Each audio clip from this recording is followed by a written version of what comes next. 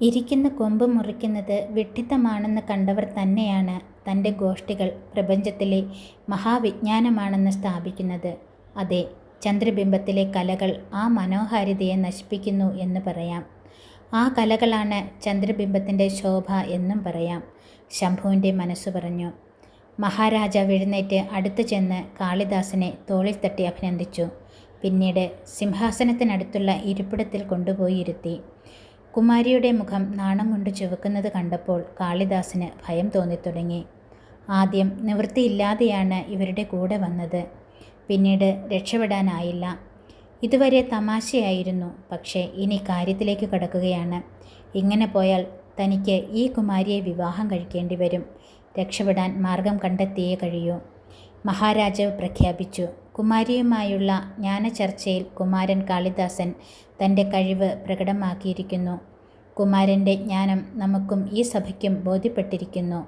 ഇന്നേക്ക് 7-ാം നാൾ കുമാരിയും കാളിദാസനും തമ്മിലുള്ള വിവാഹം നടക്കുന്നതാണ്. അതുവരെയും കുമാരന് ഈ കൊട്ടാരത്തിൽ സുഖമായി താമസിക്കാം. കുശാവതിയിലേക്ക് ഇന്നു തന്നെ ദൂതന്മാരെ അയക്കുന്നതാണ്. കുമാരൻ്റെ മാതാപിതാക്കൾ വിവാഹത്തിൽ പങ്കെടുക്കാൻ വരണമെന്നാണ് നമ്മുടെ ആഗ്രഹം. ഒട്ടും താമസിക്കാതെ സഭ പിരിഞ്ഞു. കാളിദാസൻ മന്ത്രിയോടും പുഷ്പദത്തനോടും സംസാരിക്കാൻ പല പ്രാവശ്യം ശ്രമിച്ചു. പക്ഷേ അവർ കാളിദാസൻ്റെ അടുത്തേക്ക് പോലും പോയില്ല. കാളിദാസന് വിശ്രമിക്കാൻ കൊട്ടാരത്തിൽ തന്നെ ഒരു മുറി നൽകി. കാളിദാസൻ രക്ഷപ്പെടാൻ വഴികൾ ആലോചിച്ചു കൊണ്ടിരുന്നു. വൈകുന്നേരത്തോടെ തിരിച്ചയക്കാമെന്ന് പറഞ്ഞവരെ കാണാനേയില്ല. സന്ധ്യാവന്ദനത്തിലുള്ള സമയമായി കഴിഞ്ഞിരിക്കുന്നു. ഗുരു ശാലീഭദ്രനും പൂജാരി ശിവസോമനുമെല്ലാം തന്നെ ഇപ്പോൾ കാടാകെ അന്വേഷിക്കുകയാകും. യാതൊരുവിധ സൂചനയും അവർക്ക് നൽകാൻ കഴിഞ്ഞിരുന്നില്ല. ഇനി എത്രയും വേഗം ഇവിടെ നിന്നും രക്ഷപ്പെട്ടില്ലെങ്കിൽ പിന്നീടൊരിക്കലും തനിക്ക് രക്ഷപ്പെടാൻ സാധിച്ചു എന്ന് വരില്ല. ഞാൻ ഈ കൊട്ടാരവുമായി ബന്ധിക്കപ്പെടും. ഒന്നെങ്കിൽ കുമാരിയുമായി വിവാഹം നടക്കും, അല്ലെങ്കിൽ കുശാവതിയിലേക്ക് പോകുന്ന ഇവിടുത്തെ ദൂതന്മാർ അവിടെ അങ്ങനെയൊരു കുമാരനില്ല എന്നുള്ള വിവരം വന്നു പറയുമ്പോൾ താൻ ഇവിടുത്തെ തടവറയിൽ ബന്ധനസ്ഥനാകും. രക്ഷപ്പെട്ടേ മതിയാകും. കാളിദാസൻ മുറിയുടെ വാതായനത്തിലൂടെ പുറത്തേക്ക് നോക്കി. ഉപവനം മുറിച്ചു കടന്ന് ആ കുമാരി തോഴിമാരോടൊപ്പം ഇങ്ങോട്ട് നടക്കുന്നുണ്ട്. തനിക്ക് ഇപ്പോൾ തന്നെ കുമാരിയെ സത്യാവസ്ഥ ബോധ്യപ്പെടുത്തിയേ മതിയാകും. തന്നെ കൂട്ടിക്കൊണ്ടുവന്നവർ കരുതിയതുപോലെ വിഡ്ഢിയായി തന്നെ പെരുമാറുന്നതാണ് നല്ലത്. കാളിദാസൻ മുറിക്ക് പുറത്തേക്ക് പോയി. കുമാരന് നമോഭാഗം. ലജ്ജയോടെ വിദ്യോത്തമ കാളിദാസനെ വണങ്ങി.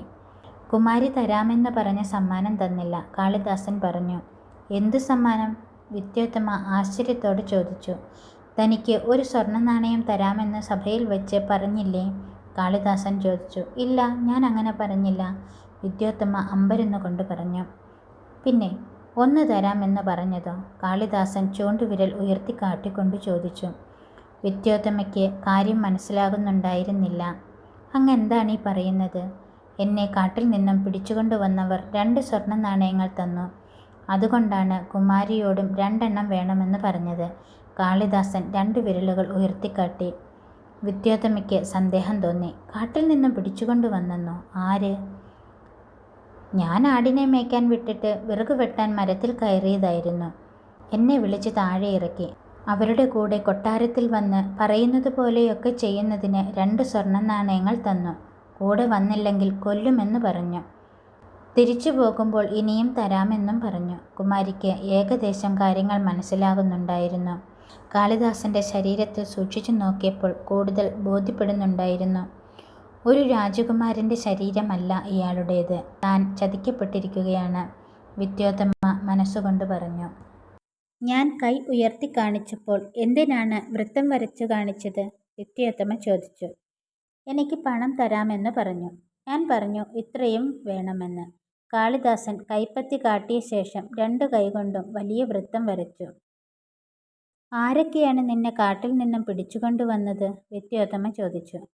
മന്ത്രി തിരുമനസ്സും പിന്നെ കുമാരിയും ഞാനും കൈകൾ കാട്ടിയതിനെക്കുറിച്ച് പറഞ്ഞ അദ്ദേഹവും. പിന്നെ വേറെ 2-3 പേരും ഉണ്ടായിരുന്നു. കാളിദാസൻ രക്ഷപ്പെടാനുള്ള വഴി തുറക്കാൻ ശ്രമിച്ചു.